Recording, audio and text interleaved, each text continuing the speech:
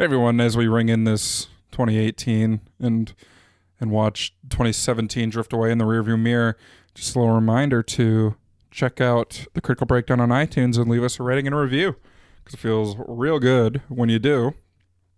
And there's no better way to start the year than with just get that review out of the way, because you're going to leave one probably by September, and just do it now, and you don't have to do it in September. A 5-star review on iTunes. It's easy as that. We'll read it, too, because we like that.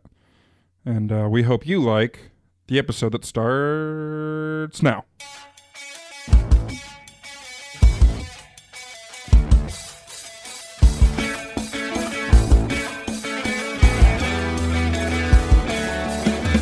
Hello and welcome to the Critical Breakdown, the podcast where we start at the bottom of Rotten Tomatoes and we work our way to 100% fresh.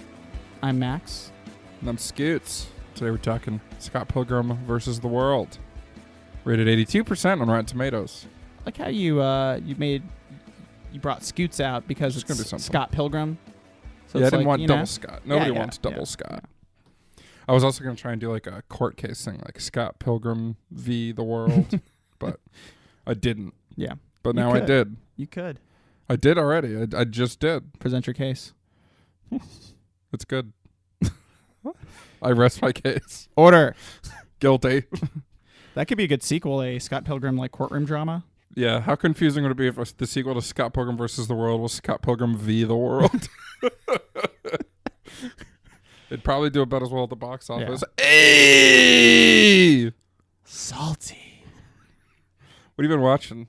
I've been watching a lot of stuff, man. We had some winter weather knock us out of normal routine here. Sure. But yeah, so just had some good sofa time. Some winter weather knock you out. So we'd been putting it off, not for any specific reason, but I finally got around to watching season 2 of Love on Netflix. Right on. I enjoyed it. Yeah. I like it. I loved the first season. I like the first season a little better, I think. I think it's just easier to watch like a train wreck couple get together versus trying to watch them like stay together. Yeah. But I like that they did that. I like that was like the plot. Yeah. And that it's kind of like still not official until the very end. Spoilers, sorry. Messy. But yeah, it's a messy, realistic feeling relationship between them. It's messy. So I enjoyed it. It was one good. More season, that's it. They can't. Yeah. Well, I don't know if they canceled it, but they're just done. No, it's just after ending. Yeah, and I like that it has like a set ending because I don't think it's a story that should go for a long time. I think it's definitely finite. But it's it's all the good stuff of a romantic comedy movie in the shape of a show instead. Yeah. So I enjoy it. Right on, man. Yeah, I liked it too. I think I watched it the weekend it came out because I really liked the first season too. Yeah. But I just remember like the episodes where it feels all warm and fuzzy and lovey in the first season are like really just like positive to watch and it feels good. But then all the depressing episodes were like, ugh, kill me. Like this is hard to deal with, like a real relationship. That's right. Builds you up and breaks you down. So I had like a little hesitancy for that reason, and then I was like, you know what? Let's just do it. I've written a couple episodes of Wichita just in my free time. God, I hope so. Every time they show Wichita, I just die laughing. So it's great. Great. What about you? What have you been watching? Well, I've just decided to dip into a little Golden Globe award-winning miniseries. Oh, go on.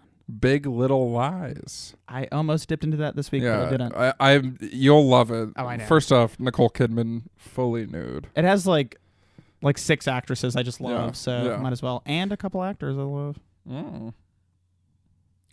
It was really good. What was really cool is literally from the moment the show starts, what happens, somebody is murdered. Mm-hmm. It's within the first 10 seconds. That's cool. But then the whole season, it's not flashbacks so much as they show or there'll be like a 10-second scene from the press conference after the murder.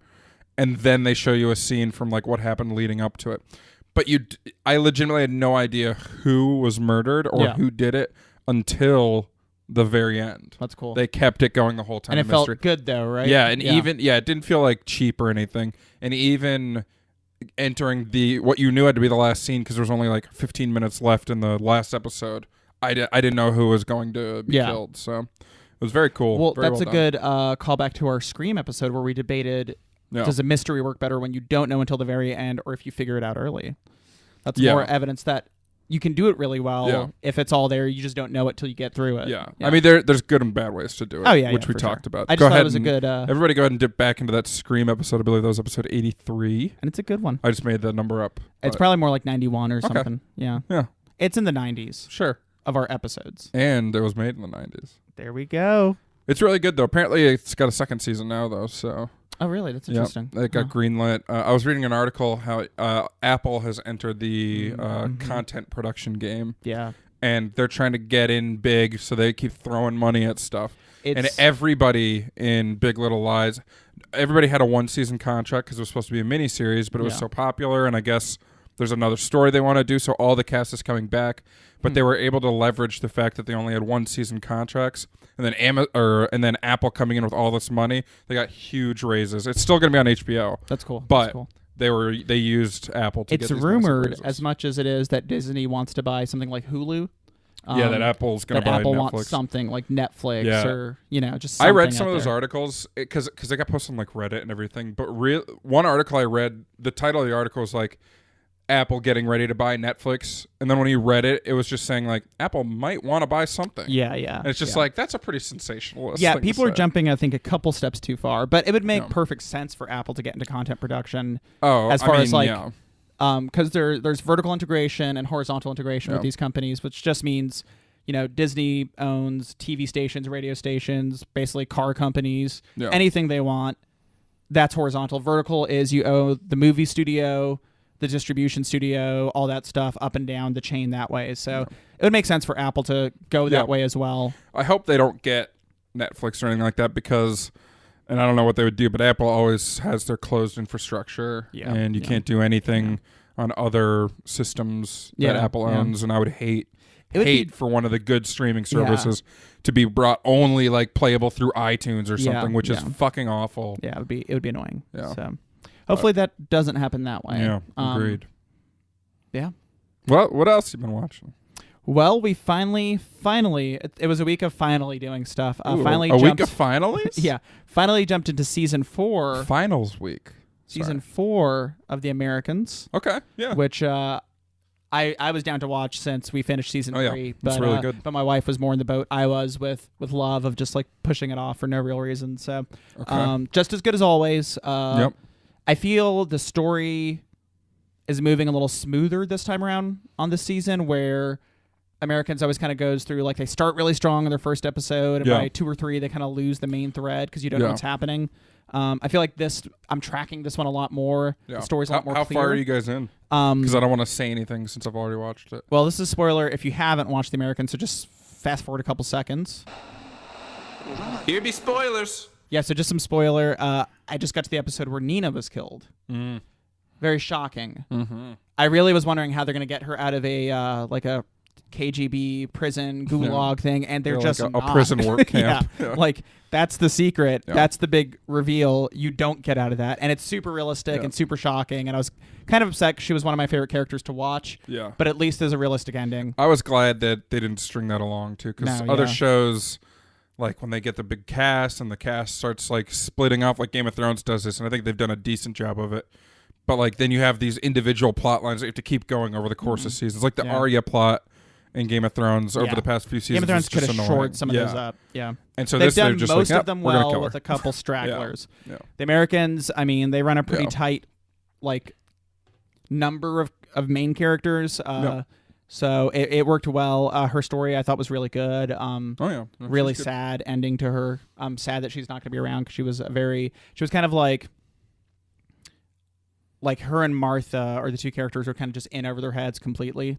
Martha for sure. Yeah. Nina little, in one season got to play the cards, but obviously she was still in over her head. She didn't have like the safety net everyone else has. She's not the agent that everyone else is. Yeah, so she was literally like a secretary jumped into it. So it was hard to see.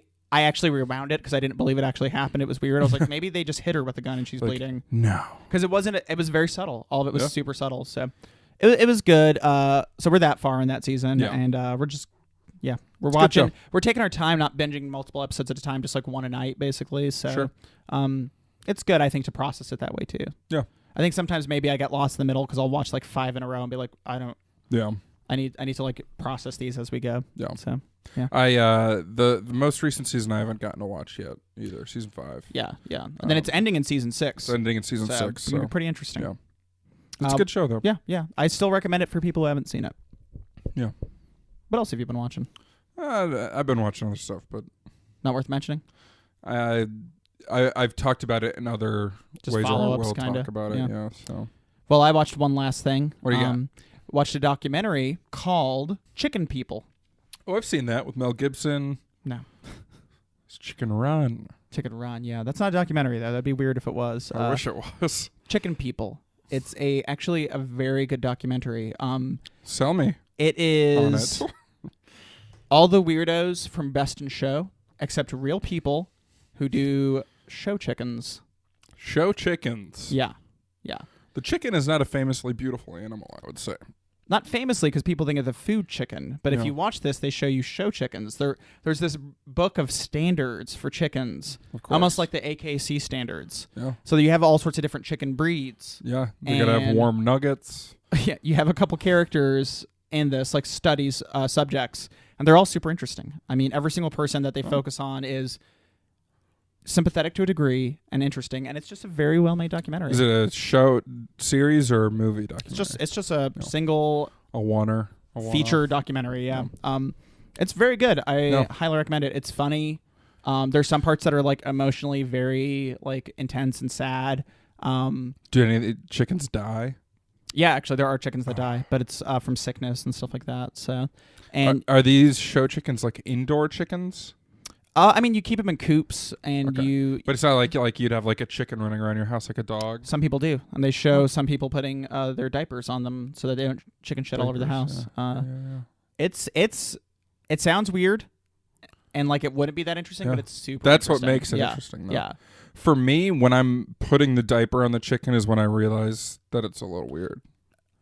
For me, that's just me. I would love to see you as a chicken person, is what this documentary made me realize, because you would be like a master expert as far as like the knowledge, because I know you. But I'm afraid of birds. That's why it wouldn't happen. And chickens are secret mean. I know, like with Survivor, you have like encyclopedic knowledge. That's correct. That's how one of these guys is like an engineer. Do you want to talk Survivor chickens? There was in Survivor China, season 16, one of the contestants was named Chicken. He got eliminated real quick. So how you just did that, there are people in this documentary who do that with like chicken knowledge. It's amazing. Well, I'm glad I apply it in better ways. Yeah. Not to say Survivor is better than chickens. You know. Here we go. And Scott Pilgrim, one of the reasons Aubrey Plaza's character had the bleeping out going on her mouth was they wanted to keep the lesser rating, not the severe R rating for language. Right. And earlier in the film, Scott Pilgrim described someone as a cocky cock. Yep. So they had to bleep out like most of, I think it's Julie. Is it Julie? Julie's swears. Okay. And cocky cock, I mean, that's a chicken right there. That's a rooster. So, you know. Man.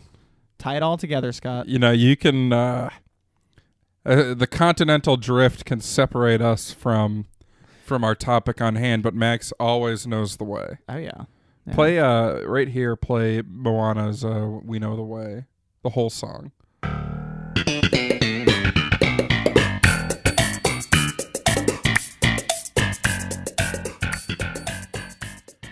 I didn't have it, so that's a placeholder. Okay.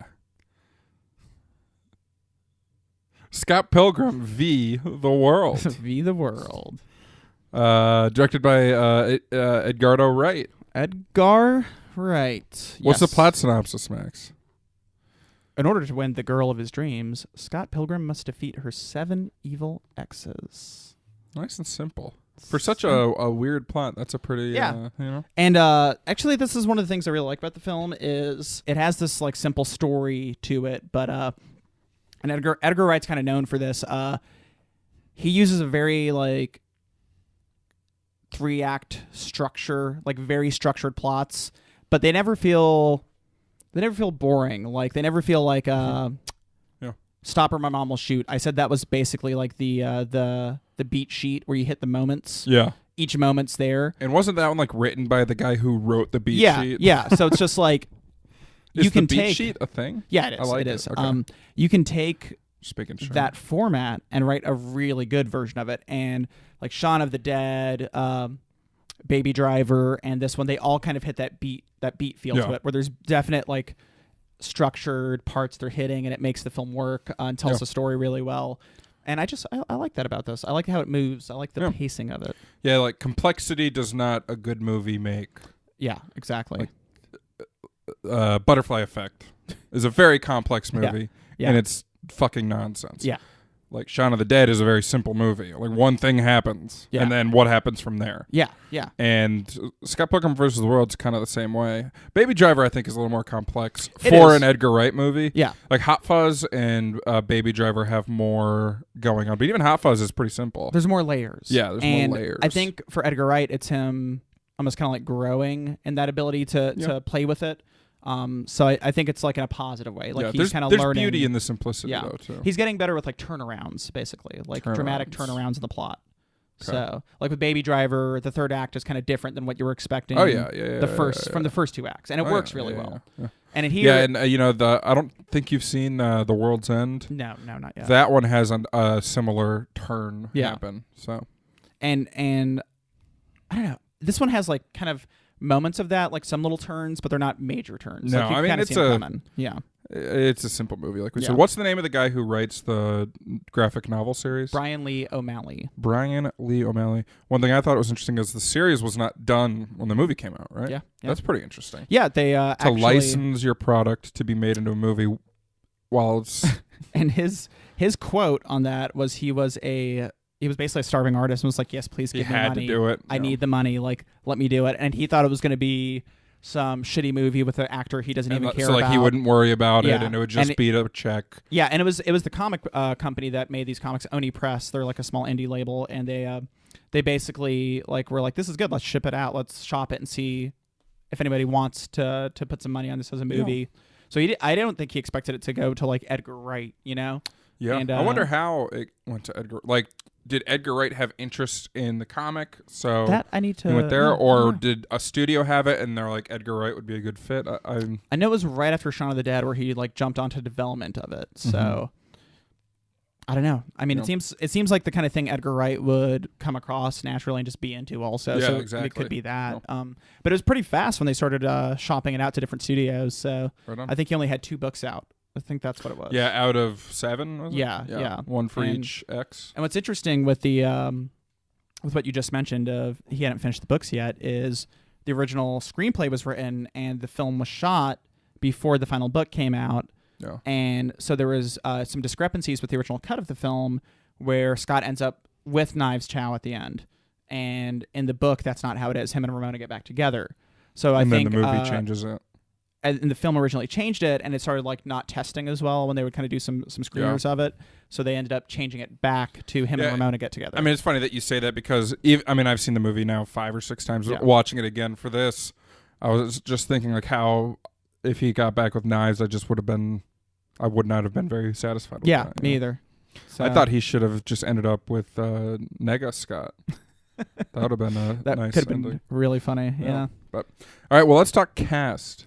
It's a great cast. Yeah. A lot of comedy talent. And a lot of people who were kind of like nothing at the start, or they were like just starting. They were rising stars for sure. For sure. And Edgar Wright knows how to cast a movie, so kudos to him. Well, I always wonder, like, is Edgar Wright doing the casting, or is the casting director doing the casting? Well, I mean, the director has to approve of all of that. So the casting director gets like the best ones, and then usually like a director comes in and works with the casting director to finalize who they want. Sometimes a director and a writer, same person or separate, might have ideas on who they want. Yeah. And so then it gets shopped to those people. But in this, I mean, in most of your movies, you know, like we watched with George Lucas, he had 3 options for Anakin. And we watched that clip the other day from the documentary. The woman going from 700 to 3, or even like 1,000 to 3. It was something like that. But watching clips of 9 to 12-year-olds for who knows how many months she had to do that. And then she narrows it down to 3 boys. They come in, they test them with the actors that they already picked. They test it with the director. They do all that. So, I mean, the casting director has does all the hard parts basically. Yeah. The difficult stuff of like narrowing it down, and then you get it to like candidates. And it's kind of like any job. I and guess, it takes a in that sense. village. It takes a village, yeah. And then you end up with Jake Lloyd as Anakin, so it works out. Always works out. Although we all agreed in defense of Lucas, from those 3, that was definitely like the best choice. So Of the 1 minute clips that of the we 1 saw. minute clip we saw, yeah. So, which I think is fair for us to judge. Yeah. And that's probably all George Lucas watched too. Yeah. So here you have Michael Cera as the titular Scott Pilgrim. Is this peak Michael Cera? Like, this is off Arrested Development, you know? Yeah. Like, he hasn't had, I mean... This is post Superbad. Yeah, so Superbad might be a peak. I think Michael Superbad Cera. to this is like Sarah's like real golden run so far. Yeah. He could surprise us in a year and just Well, come he out with was something in crazy. Molly's Game. Yeah. And So he was interesting enough in that. yeah. But, I like Michael Cera. Yeah, I'm me never too. gonna like hate Michael No. Cera. and that's the thing about Michael Cera. Yeah. You're not going to hate Michael Cera. And I think with this role, while it pretty much follows the Michael Cera formula of like guy kind of, just there and Guy kind of just there. Michael Cera classically typecast as a guy kind of. Well, there's always the meme that Sarah just wanders onto sets and ends up in movies. Like he's not trying to be in a movie. Yeah. And he's just like genuinely confused why he's there. But in this one, I feel like it does kind of allow him to be a little bit more like he's a bit of a heartbreaker.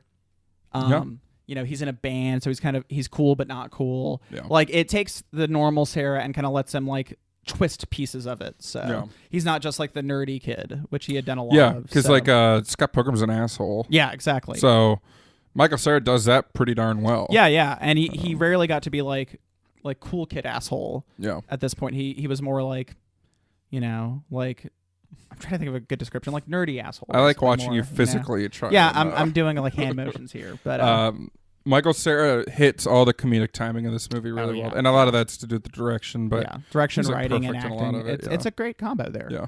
One other little quick fun fact: Scott Pilgrim is the bassist in Sex Bomb, and he actually did tone down his ability on bass to be realistic to the character, because apparently he's like a bass guy. Well, also, the other members of the band had to learn, and they weren't musicians, so he had to tone down as well to match their skill level. Yeah. So it's kind of cool. Yeah, it's funny. And so we'll get to the band members in a second, but next up you have Ramona Flowers, who is played by Mary Elizabeth Winstead. Your boo. Your celebrity crush. Speaking of that, I put the movie on, and me and my real life boo were watching, and she was like, "Now I know why you guys picked this movie," and I was like, hold up. You're like, wait a second. I was just like, first of all, I love this movie. Has she never seen it before this? She's seen pieces of it. She never watched the full thing. Did she like it? Yeah, I think she did. How can you not? And I was like, Scott and me picked this movie together, so it wasn't just me. I mean, I love the movie. Yeah, no, it's a good movie.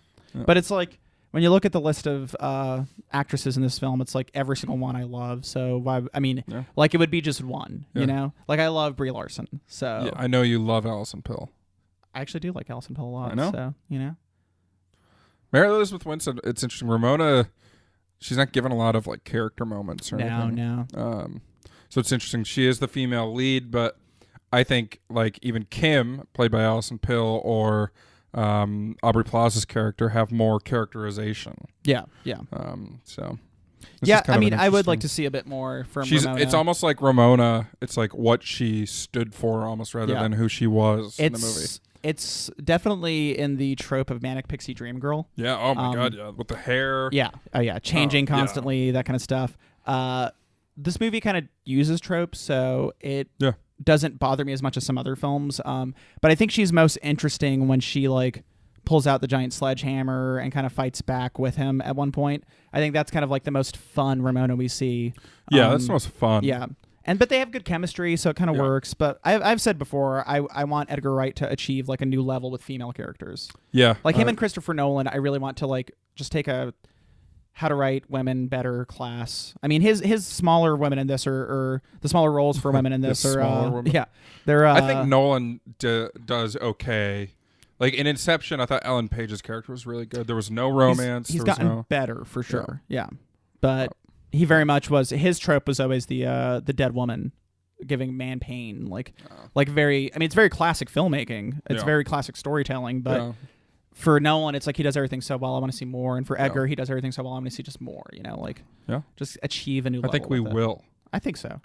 Kieran Culkin as Wallace Wells. Kieran was not. We had Rory in Signs, right? Mm-hmm. Yeah. Which Culkin do you prefer?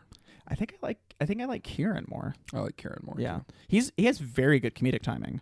Oh yeah, like his bits in this. I think that's what Jody was laughing at the most. Like everything he said. Yeah. When he does the fight, when he's like whatever, like Scott, like I think it's with Lucas Lee. Yeah, the second one. Yeah, he's just like that's just funny. I mean, everything he does is funny. So. My favorite was when Knives shows up at the door.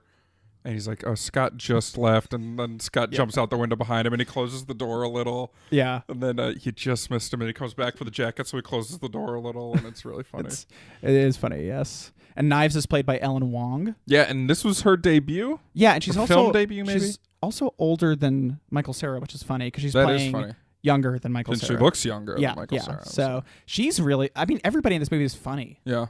Like, every time she calls, when it comes down to it, it's Edgar Wright. I mean, who's the maestro? Talent. It's there's the talent, but the jokes have to be written funny. No, the director has to know how to get that performance, and the performer has to be good. Yeah. So it does take all, but for just being like someone we never heard of, like I don't know, when the scene where she dyes her hair blue, and she's like freaking out and saying like, you know, I hate that fat ass, stuff like that. It's just funny, man. I don't know. The other girl's just like staring at her like she's crazy. That's the one thing I didn't get, or like, is she kept calling Ramona like a fat ass and like a cow, and like maybe that's from the comic. Well, but I just didn't like comparatively, maybe. But it's just, I mean, don't know. It seems so weird. I think for that is that she's like a smaller framed girl, like she's younger. Ramona's bigger than her height wise, so it's just like she's calling her like a fat girl like that. Like she just hates her. So it's just showing like kind of an immature. I understood it, but every time it was said, I was just like, it doesn't make any sense. No, it doesn't make sense at all. I couldn't register it. And that way, it doesn't make sense. But it's just like being petty, basically. Yeah. So yeah. You have Allison Pill, as you mentioned, as Kim Pine, the drummer. She's funny. Yeah. You have Mark Webber as Steven Stills. One of my favorite characters. He's very funny. He is. He's the talent.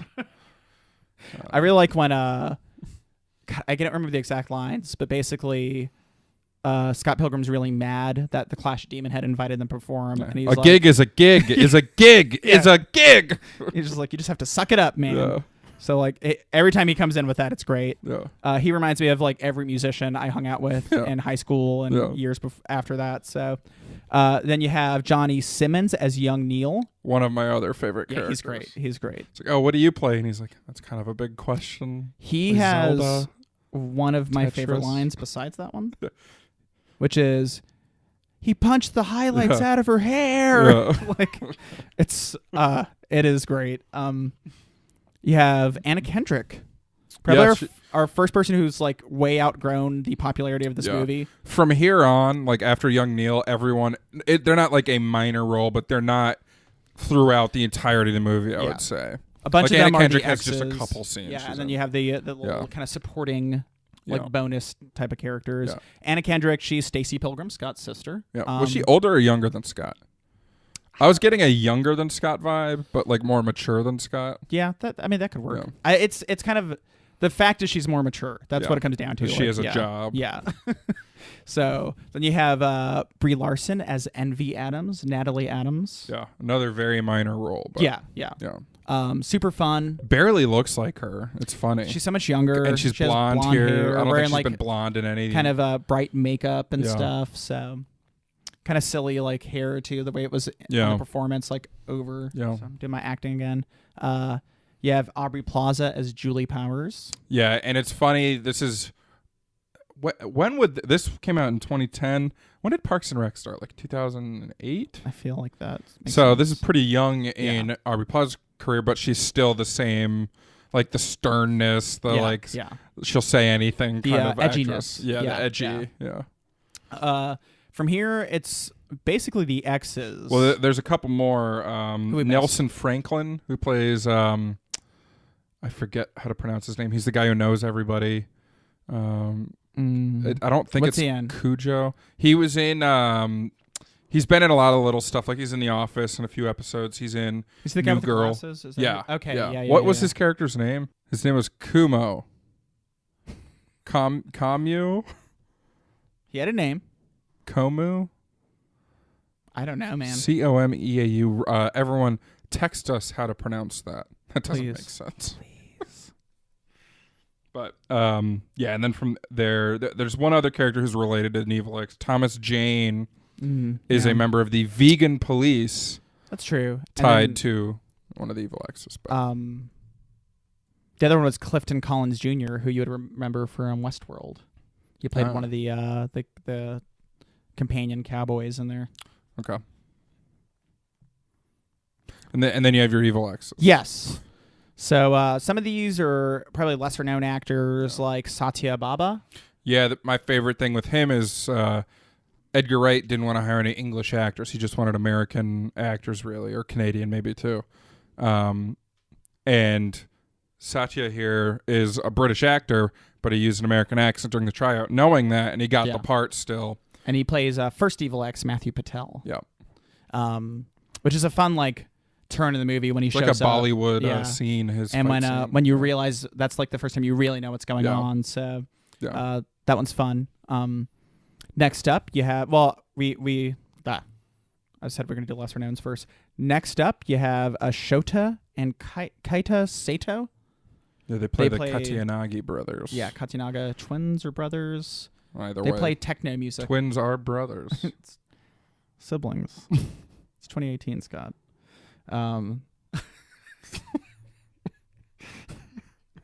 Yeah, so I mean, I don't really know them from anything else. So no, I don't. They're fine to just kind of move on from. Your first heavy hitter here is Chris Evans. Old Chevins. Plays Lucas Lee like a movie star. It's kind of funny because he's probably the biggest movie star out of these now. Yeah, for sure. I mean, I'm not sure if everybody's aware, but he is Captain America. I thought you were going to say Johnny Storm because he was Johnny Storm at one point, but yeah, I didn't though. No, but yeah, so Chris Evans is as likable as he always is. In my mind, as funny. Michael B. Jordan is Johnny Storm. There we go. He's I can't think of his name. Never mind. I was gonna go with his Black Panther character. It's like Warmonger. He's Adonis Warmonger.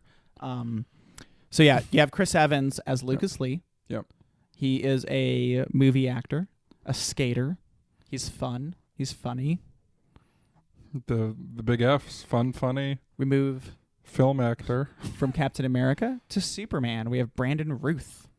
Ruth? Is that how you pronounce it? Brandon Routh. I honestly don't know. You know, Ruth implies there's no O there. But it could be Ruth. Brandon Ruth? There's an O. I think I'm going to go Routh, and I'm confident. I'm going to go Ruth. Because it's like rough with the TH. Fans, as you're typing up the text on how to pronounce, I already forgot. Yeah. This one too. So Brandon Ruth. He plays a vegan superhero bassist. Yeah. It was very Todd Ingram. Todd Ingram. In the Clash at Demon Head, Envy Adams band. Mm-hmm. Everyone following? Yeah. So that links Ramona and Scott in a way where they both have mutual exes who are now dating. Old muty exes. Then you have Mae Whitman as Roxy. Yep. Mae Whitman, people might remember as Anne. Who? From Arrested Development. Her? Mayonnaise. And then finally rounding out the exes, you have Jason Schwartzman. Jason Schwartzman as Gideon Graves. Or G-Man, as he's referred to a couple really times. Cool name there. So it's a good little cast of characters. No, I'd say a good big cast. Well, yeah. I was. Don't downplay this. This is one of the big wins of the movie. This is one of the big wins of the movie. Yeah, it's a great cast. And the movie needed wins because it didn't get many wins at the box office. Not to tell. A $60 million budget, which isn't like extravagant, but it is pretty high. I was reading, it was actually more about $90 million, but through tax breaks, the studio only had to front $60. Yeah. So as far as studio budget, yes, it was $60, but overall, they were slotted $90. So it's even more. It makes it kind of worse. Yeah, and again, this number never includes marketing and distribution, but it only made $31.5 million domestic, and it opened at $10.6 million on August 13th, 2010. It opened number 5 behind The Expendables and Eat, Pray, Love. Both opened that week, and then Inception and something else were also in theaters. I forget what. I read them to you earlier, but it's big stuff. In retrospect, and it's easy to come at this 8 years later, but maybe don't do summer. This seems like a good March release, you know, April mayhaps. And I wonder if they were thinking it's a comic book movie, so therefore it's summer. Like, I wonder if that crossed some executives' minds. So not maybe necessarily everyone, but somebody like at the studio being like, that's when we're going to release it. It's a comic movie. Yeah. Because that used to be that was the thing. I mean, you put your tentpole movie in the summer, it's the blockbuster. Now the door's more open. Like, BVS came out in March, didn't it? Back in the day, like I don't remember. Maybe it might have been. It was beginning of summer. Might have been BVS. April. Yeah, it was before the summer. I remember we did not include it in a summer movie preview. Guardians of the Galaxy came out like the first weekend in May. Yeah, everyone's pushing a little not Daredevil, Deadpool. Yeah, which we'll hear about more in a future week. Came out in January, didn't it? Or February? I think it was near Valentine's Day. Logan came out in April, so it feels more open now, but this could just be hindsight too. Yeah, and I think with well-made, for sure, superhero movies, you know, based off these comic properties, the release date is more open now, after this many years of comic movies. I think people are fine to go in April or February to see like a fun movie. Also, I mean, with Deadpool, it's kind of, you know, like Ryan Reynolds, people just like Ryan Reynolds. People are fanatic about that character. Yeah. It was R-rated. Like, there's a lot going for it. So for sure that one had a lot. But this one, I think, could have had a lot. Oh, yeah. You know, I think this one, I like the movie, so I do think it has a lot. And I think had they kind of marketed it the right way to the right crowd for the right time, it would have been a completely different story. But I also understand why it didn't do as well. And, I mean, just reading some critic reception, Variety kind of gave the film a mixed review. They referred to it as an example of attention deficit filmmaking at both its finest and most frustrating. And then they were kind of more negative, saying anyone over 25 is likely to find Edgar Wright's adaptation difficult. Disagree. So, and they went on to say it's exhausting, like playing chaperone at a party full of oversexed college kids, which I don't agree with, but it's kind of funny. And then The Hollywood Reporter also had a negative review saying that it's all very juvenile, nothing makes sense, Michael Cera doesn't give a performance that anchors it, and that, it's just like the wider audience, older and more international, are just not going to grab onto it. I mean, it's always going to have a niche audience because it's based on a comic book, but that's almost barely relevant because it's not like one of the big it's off an indie comic. Yeah. The comic's a lot like the movie. But yeah, and the comic is like all about like references to video games and stuff. So you're just like further marginalizing your market, like making it a slice of a market. It's like your video game / band kids, like that group, dealing with the trials of like trying to have like a real relationship and a sea of having like bullshit relationships. And trying to like make something real out of that. Yeah. And that's a hard sell for anyone who isn't from the era, so I get that. It's a hard sell for somebody who doesn't like, you know, either play video games, read the comic, or like live like band culture life. Yeah. You don't have to play video games, you just have to be like familiar. Well, yeah, but I'm saying like, you know, if you grew up with a Nintendo, Sega, N64, anything, like the movie will have references you get. Yeah. You know, if you were in a band, you will get the band jokes. If you've read the comics or know of comics, like you will get a lot of that stuff too. Like it is very much, you know, targeted. Yeah. It's a very targeted audience here. Right. So, but it went the way of Dread. It had a dreadful box office. I thought of it before the episode. So I like it. It was just for you. Thanks. What else could we have watched? Well, we had a lot of options. Let's hear them. A lot of good options. Right off the bat, we had Ant-Man, which began. You've never seen Ant-Man, right? Never seen it. I keep wanting to, but I don't think it's streaming anywhere. I don't think it's streaming anywhere. But that began as an Edgar Wright property and then was not one. Yeah. But it seems people like that one a lot. So. Yeah, and Ant-Man and the Wasp is coming out, I think, 2018, right? Yeah. They just released some set photos or costume photos. Groovy.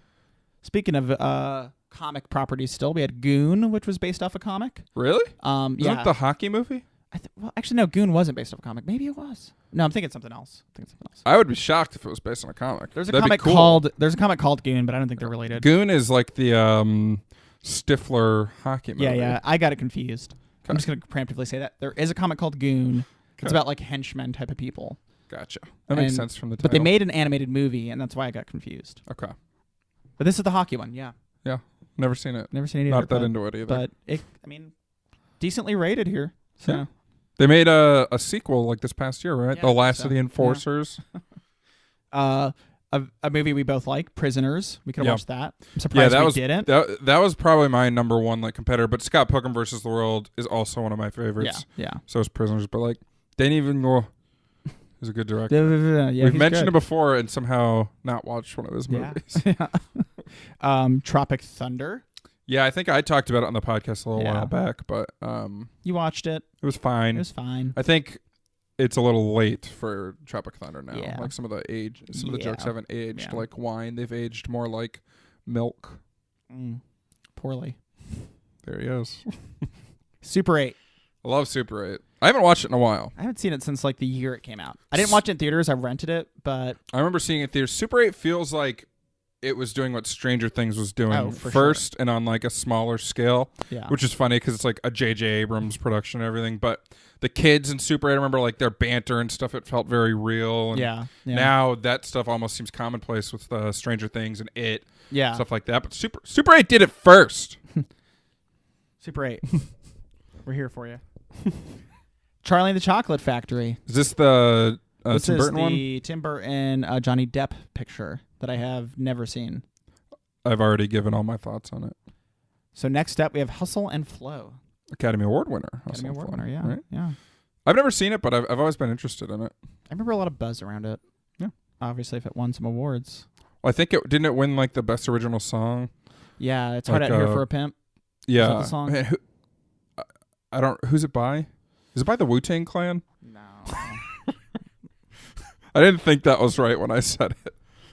I guess it's 3-6 Mafia. Yeah, that's right.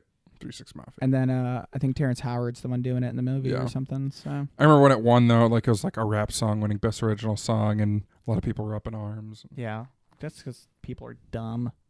Damn. Matchstick Men. Didn't we talk about this one recently? Maybe. Yeah, like Nick Cage, is he in that? Yeah, Nicky Cage, Is I think Alison Lohman's in it, maybe. Maybe that's why. And she was in something. She's kind of like. Never mind. I was gonna say she's the hotter Alison Pill, but it's just kind of mean.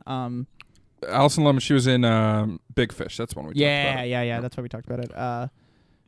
Ocean's 11. I did watch this one recently, and I believe talked about it, but it was fun. It's fun. Yeah. I'm kind of into Ocean's 8. I'm cool with the idea. The trailer did nothing for me.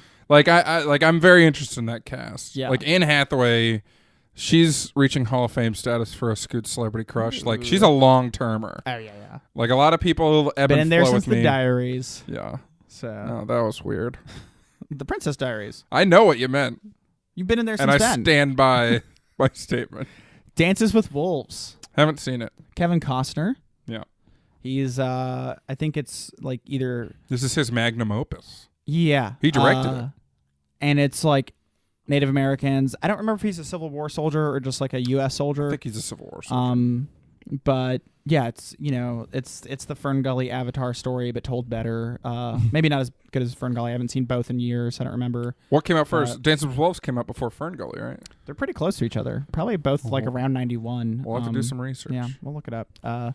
But no, I remember liking Dances with Wolves when I grew up a little bit and watched it later. I think Dances with Wolves is 92. It's going to be my guess.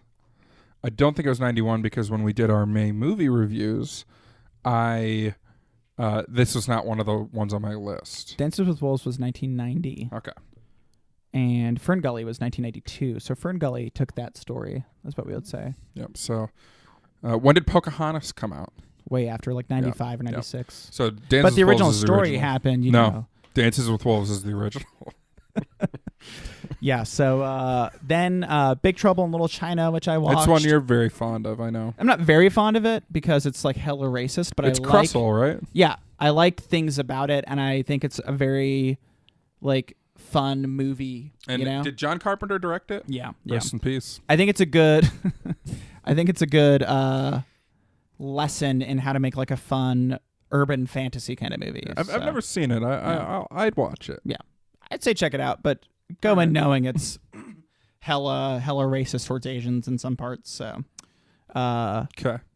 And then one of my favorites. Yeah. This is probably my next after Scott Pilgrim, the one I wanted most, which is Total Recall. Yeah, I remember this was like up there, but we had other sci-fi movies around here, so we wanted to change it. And I definitely say watch Total Recall. It's Paul Verhoeven. Yeah, we watched a lot of Pauly V. Yeah. We knocked out 2 good samples of his, so it's hard to. Because he did Basic Instinct and Starship Troopers, right? Yeah. Did we watch another? I don't think we did. I think we watched some trailers for another set of his, but I don't remember what it was. Yeah. But yeah. Those are all good movies. Good line. Well, some of them are good movies that we can verify are good. 82% good options. Line. Yeah. This is my favorite line so far. Tune in next week to find out if that gets changed. See if it gets dethroned. Yeah. What's your favorite moments in Scott Pilgrim? My favorite aspect of Scott Pilgrim is the way they use scene transitions. Mm-hmm. It's like part of the comedy and stuff, and it's also smooth. Like one of those negative reviews said it's like an ADD film or whatever. Yeah. And it's because the momentum is like constant. Mm-hmm. There's rarely a lull, and the scene transitions are often used for like humor, and I really like that. Like there'll be one of the scene transitions will be like the bell of someone entering a store, and they're in a record store, and you hear another bell, and you think it's like, oh, they're leaving the store, but it's like they're entering another one, and it all suits the comedy really well. And yeah, it's rare that that's like a aspect of filmmaking that I feel like isn't mined very much. Like Star Wars has like PowerPoint scene transitions. Yeah. And there's not much thought necessarily that goes into those things, but here it was clear that that's part of the movie. Yeah. You know? So I really like that. And that's actually from editing, a big thing is to cut on action. So there's a little trick where if you have someone moving and you can cut to the next shot of someone still moving, it's going to look like the camera didn't, and like the camera is just there realistically. Yeah. And they do that, like masterfully in this film. So it's not just, like you said, it's sound, it's visuals, it's movement, it's everything. I mean, it might be like a word that stays the same and everything else changes. Like, it's just random stuff like that you wouldn't really think. Well, it's not even random. It's very calculated. Very calculated things that nobody would really think to use as transitions, but they use it very well. And I mean, look at Edgar Wright with Baby Driver. Like the editing in his movies is insane. Like unmatched practically. So, and it's on display here. And comedy, a lot of it is with the edit, like a lot of your timings and things like that. That's true. And I mean, all over this movie, that's evident. Yeah. The other thing I like is I feel like, and I don't know that this is the case, but I feel like they did a lot like practical effects. It's very stylized and there's effects added, but most of the action is on screen. There's not like rapid cuts and stuff like that. And there'll be little stuff like there's a scene where Michael Cera throws a package over his shoulder into a trash can. Apparently, it took him like 200 takes or something to get that right. But they did it there, and it makes such a huge difference. Yeah. And just like little stuff like that is what elevates this movie. Yeah, for sure. It would be easy, especially since the violence is the action is so stylized, which one I love that. Yeah. But it would be easy to do it all with effects, but it grounds the movie to have what's practical. Interesting is they put a lot of work into, I don't know if it's a stuntman or Michael Cera sped up, but like when he's fighting the Lucas Lee stuntmen, the shot stays on him the whole time. Yeah, that's the thing. And it goes above him, it goes beside him, it shows him fighting. But he's almost always centered in the screen. And so I don't know what they did to make it where if it's a stuntman with Michael Cera's face, if it's Michael Cera sped up, if Michael Cera secretly knows, he's a ninja, martial arts, and we just never knew that. No, but the way they shoot it does like how we watched that Every Frame a Painting on Jackie Chan, where the camera stays focused on the fighting. Yeah. And everything else kind of moves around that. Yeah. This, of course, obviously,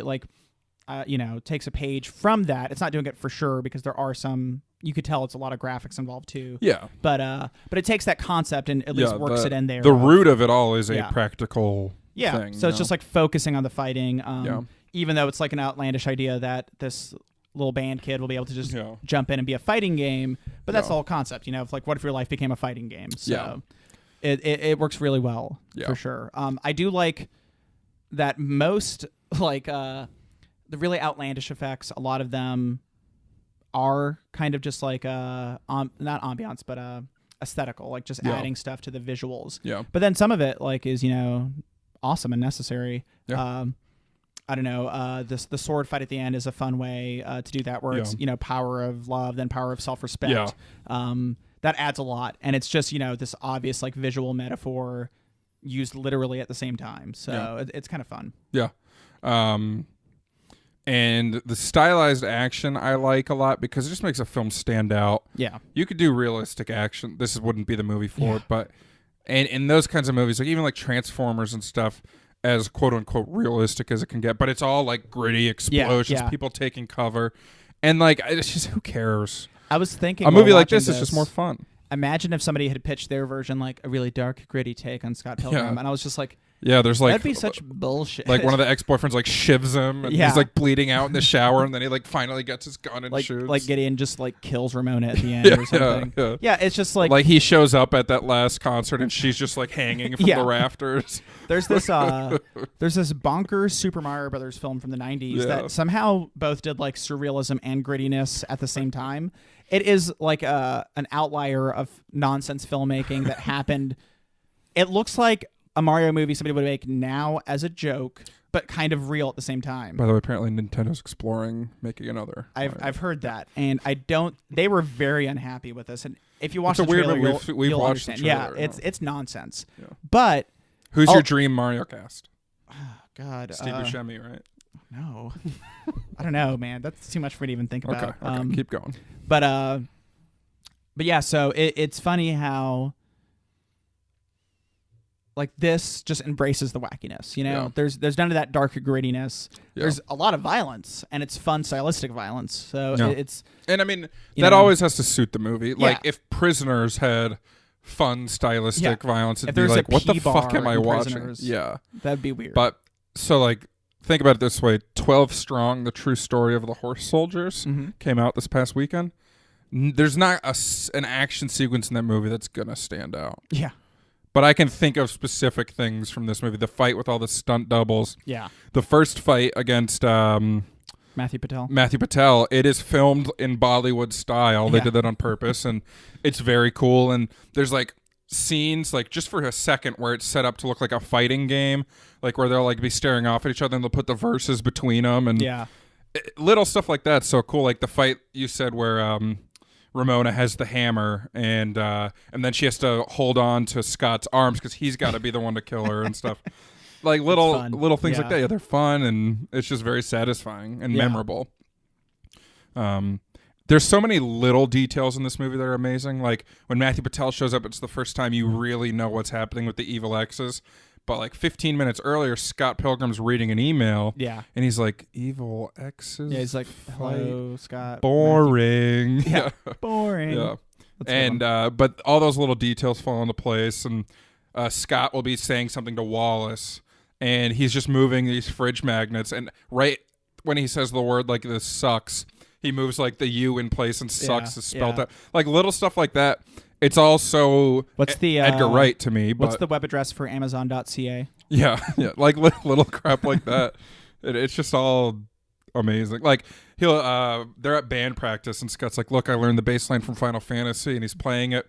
And then they're like, "Okay, we're ready to get started." And they play one note, and he's like, "Okay, I gotta go," because Ramona shows up, and it's just it's all the humor works so well because the timing is there. And it's great. I think comedy is one of the hardest things to film. It's like underrated, the challenge of it, because timing is so important in delivery, and a movie that fails at it is just awful. Yeah, there's so many bad comedies because they're bad. Yeah, and it's on so many levels because, like we said already, you need good actors. You need funny jokes.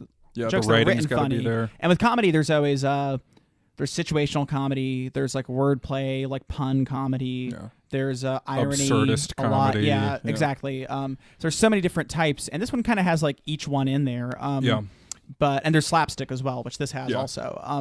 So it's just like all of that has to be balanced in the writing, and then the performers have to bring that to life with the director pulling that from them. Yeah. And then in the very end, you have the editor. Sometimes the editor and director working together, but sometimes they say the direction's actually done in the editing.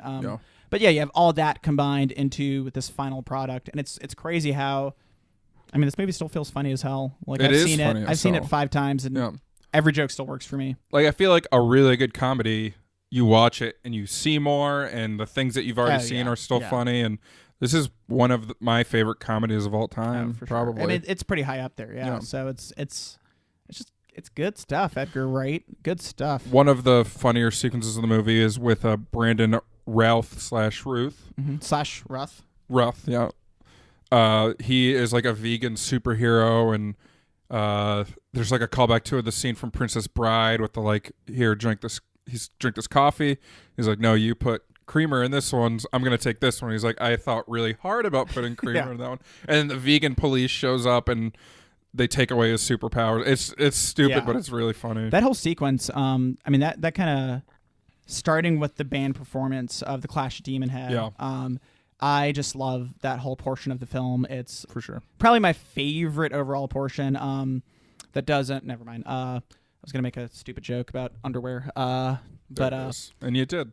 Well, just cut this part out. You did in not making it. Yeah. So yeah, it begins with you see that guy on bass, and she's like, yeah, and not Allison Brie.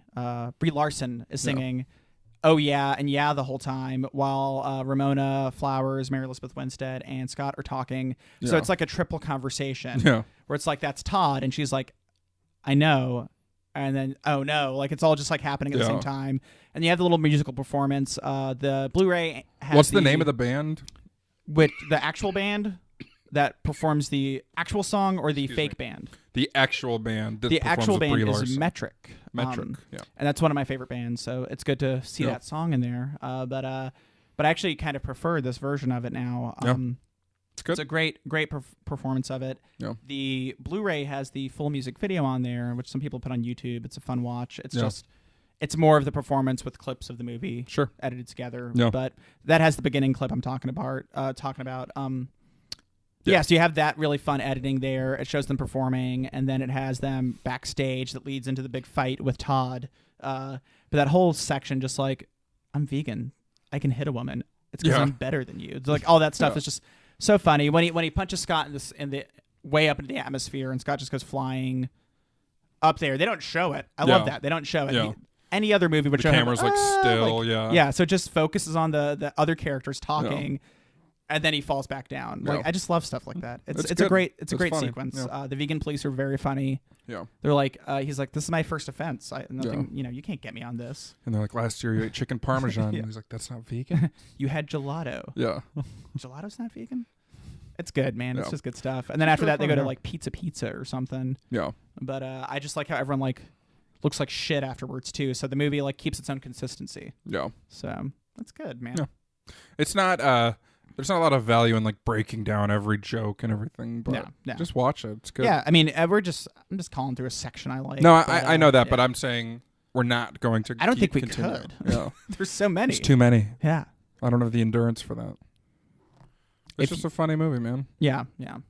I recommend it to everyone. Same. So, if you're going to make a Scott Pilgrim sequel, what would you do? Scott Pilgrim v. the World. Who's taking him to court? Armie Hammer. He's reprising his role for my E.T. sequel as a galactic lawyer. Okay, so the world as a whole. Yeah. Okay. Yeah. I don't know what's going to happen. Maybe this Armie Hammer is Ramona's next boyfriend. He's suing Scott so that he can go ahead and start being the boy. I don't know. Yeah, because he has to defeat her ex. Yeah, so he defeats him in court via interstellar law. I love it. I'm glad. Edgar, just give me a call, bud. Give him a call. What about you? What's your sequel? My sequel? Yeah. Let's see. Maybe The Tale of Young Neil. Give me more Young Neil. Well, now he's just Neil, I guess. Just call the movie Neil. Yeah. Yeah. Neil. Release it the same weekend that Damien Chazelle's Neil Armstrong biopic comes out. Is that a real thing? Yeah. Awesome. Ryan Gosling is going to play. You'd be fucking spoofing me, and I'm. No, that was all announced at last year's Academy Awards. Because it just seems like something you would say to me, and I would. No, that's legit. That's legit. Believe you. Yeah, I want you to know that. You say you believe me, but then you keep going like, but I think, but you could be bullshitting me. What I'm saying is, You would tell me something like that. It's real. I believe you. The weekend it comes out. You know why I believe you? Okay. Because you said Ryan Gosling and not Miles Teller. Okay. So the weekend that's going to come out, release your movie, Neil. Mm-hmm. People show up at the theater. They're like, Nice. I want to go see Nice. the Neil one. Yeah, let me see the Neil movie. Yeah. It'll do better than Scott Pilgrim at the box. That's for sure. But will it do better than Scott Pilgrim v. the World? Well, tune in next week. Find out. Max, where can the good people find us? You can find us sleeping in the same bed as Wallace Wells. Or you can find us at thecriticalbreakdown.com, on Facebook, on Twitter, on Amazon.ca. You can find us anywhere. Yeah. You can find me drinking tea with Mary Elizabeth Winstead. Or you can find me at Max Rivera Film on Twitter. You can find me and Knives playing some Dance Dance Revolution at the local arcade. Or you can find me at breakdown_Scott on Instagram. Shoot us an email. Why do you love Scott Pilgrim versus the World? Let us know. I want to know. I want to know. Can you show me? Yes. Josh Rivera did our art. Jason Brown and the boys did our music. And Walter is the podcast dog. Yeah, dog. Next week on The Critical Breakdown. We're getting fetch and watching Mean Girls, rated 83% on Rotten Tomatoes.